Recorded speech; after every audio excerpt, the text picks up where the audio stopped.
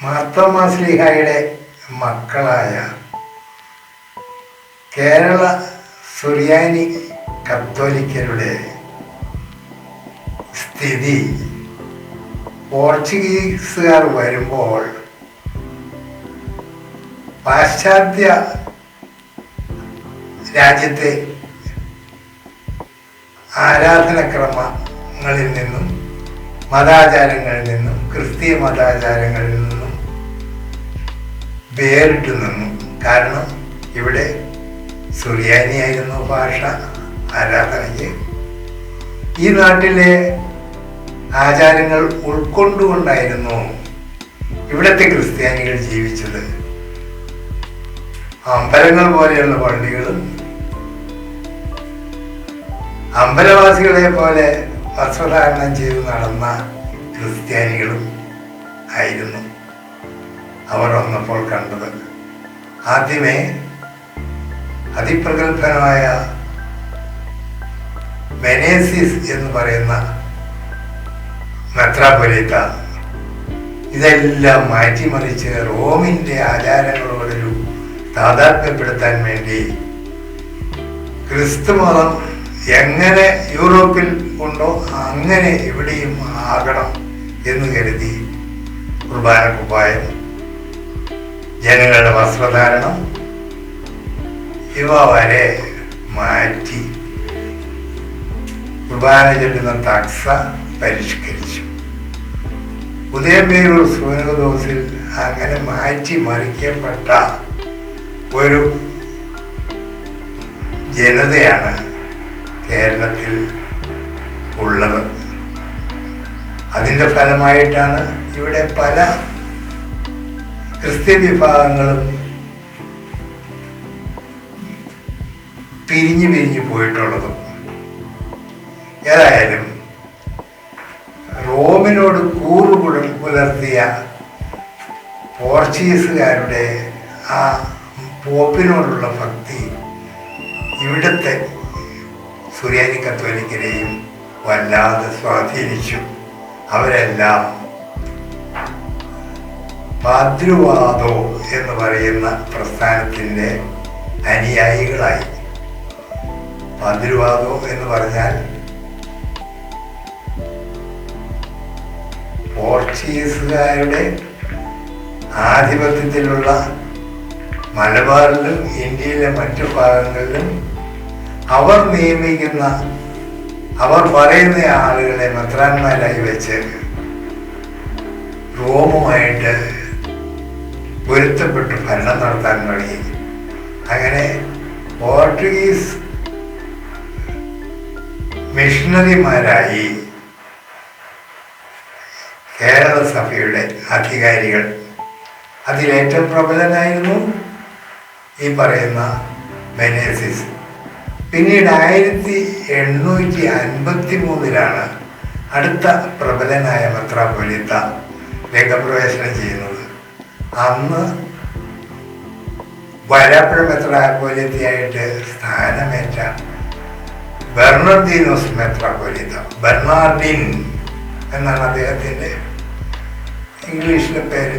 ബെർണർദീനോസ് മെത്രാപ്പൊലീത്ത പള്ളിയിലുള്ള സർവമാന ആചാരങ്ങളും പരിഷ്കരിച്ചു.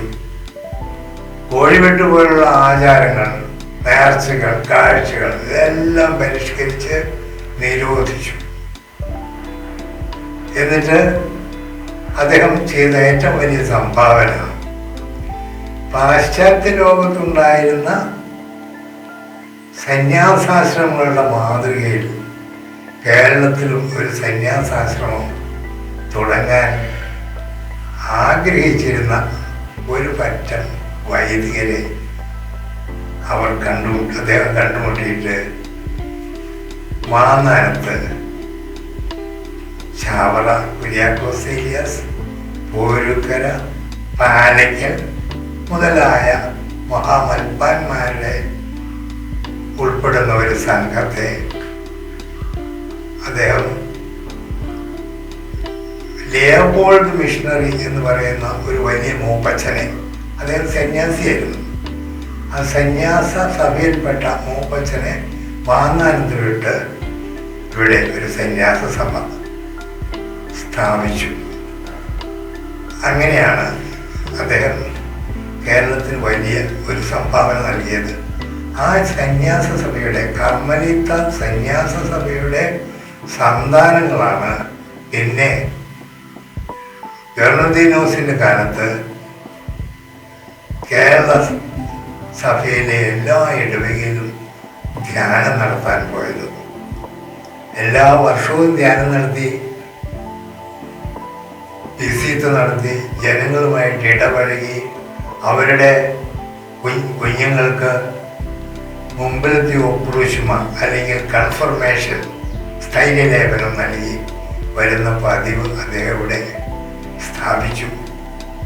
അങ്ങനെ ഏത് മലമുക്കിലും അന്ന് അദ്ദേഹം വള്ളത്തിലും പല്ലക്കിലുമായി സഞ്ചരിച്ചിട്ടുണ്ട്. മുതലക്കുടത്തൊക്കെ വന്ന് പല പ്രാവശ്യം താമസിച്ചിട്ടുണ്ട്. ഇതിന് മുന്നോടിയായിട്ട് ധ്യാനം നടത്തിയിരുന്നത്, ജനങ്ങളെ ഒരുക്കി ധ്യാനിപ്പിച്ചിരുന്നത് കർമ്മലീത്ത സഭയുടെ അന്നത്തെ പ്രിയോരായിരുന്ന, വലിയ പ്രിയോരച്ചൻ എന്നറിയപ്പെടുന്ന ചാവറ കുര്യാക്കോസ് ഏലിയാസ് അച്ഛനായിരുന്നു. അദ്ദേഹം കാൽനടയായും വില്ലുവണ്ടിയിലും ഒക്കെ സഞ്ചരിച്ച് നടന്നതിൻ്റെ വിവരങ്ങൾ വാഴക്കുളം ആശ്രമ ദേവാലയത്തിൻ്റെ ഒന്നാം വാല്യത്തിലെ നാളാഗമത്തിൽ ഒന്നാം വാല്യത്തിൽ രേഖപ്പെടുത്തിയിട്ടുണ്ട്. അതിൻ പ്രകാരം അതിങ്ങനെയാണ് തുടങ്ങുന്നത്. 1853 സ്ഥാനമേറ്റ അദ്ദേഹം 1859 ആയപ്പോഴേക്കും ഈ ഇടവുകളിലെല്ലാം അധികാരം കൈയടക്കി. എന്നിട്ട് ഇലഞ്ഞിപ്പള്ളിയിൽ ധ്യാനത്തിന് വന്ന ചാവറ പിതാവ് അവിടെ നിന്ന് ധ്യാനം കഴിഞ്ഞ് വടകരയെത്തി. വടകരയിൽ നിന്നും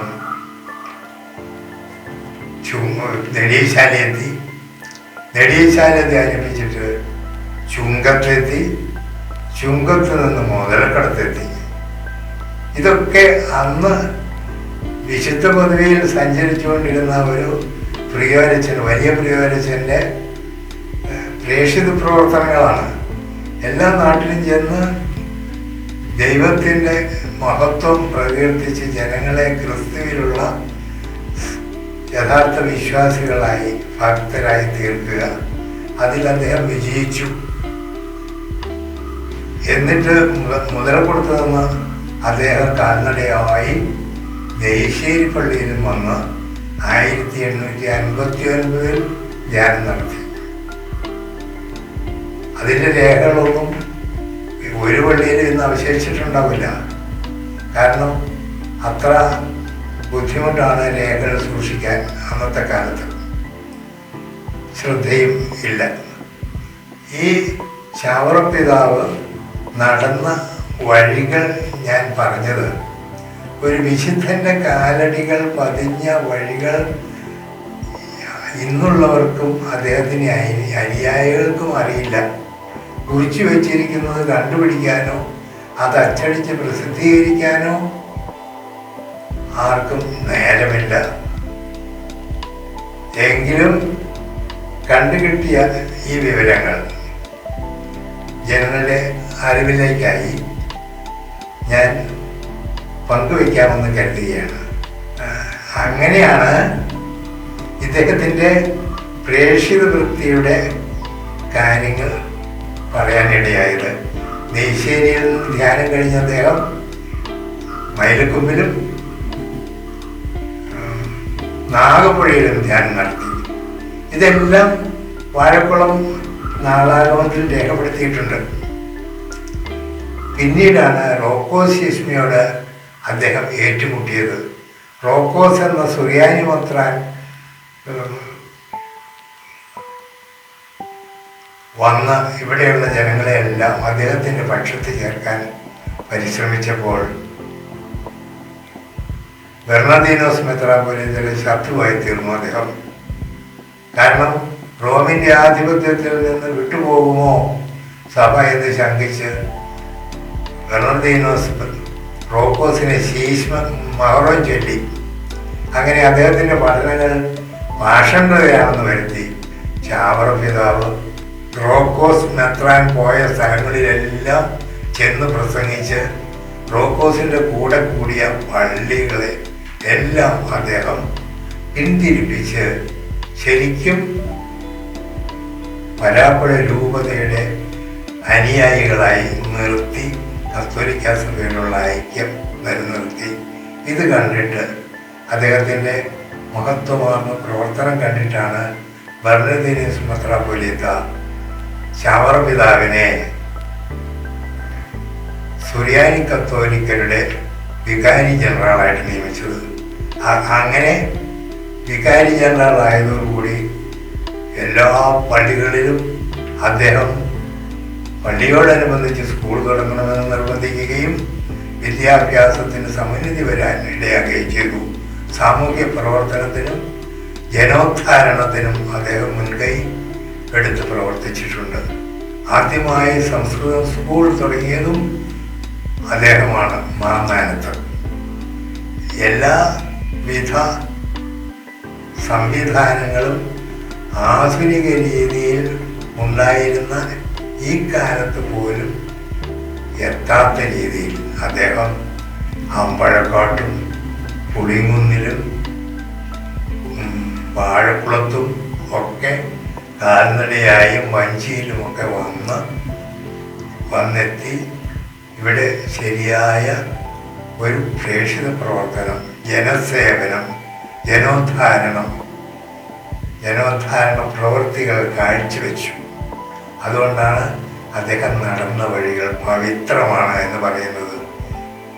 അങ്ങനെ അദ്ദേഹം വിശുദ്ധിയുടെ പദവിയിൽ ചവിട്ടിക്കയറി ഇന്ന് വിശുദ്ധനായി നാം അദ്ദേഹത്തെ ആദരിക്കുന്നു. ധന്യനായ ചാവറയ്ക്ക് നമോഭാഗം അർപ്പിച്ചുകൊണ്ടും അദ്ദേഹം നടന്ന വഴികളിൽ ഇനിയും അദ്ദേഹത്തിൻ്റെ പിൻഗാമികളായ ധന്യരായ പുരോഹിതർ ഉണ്ടാകട്ടെ എന്ന് ആശംസിച്ചുകൊണ്ടും നിർത്തുന്നു.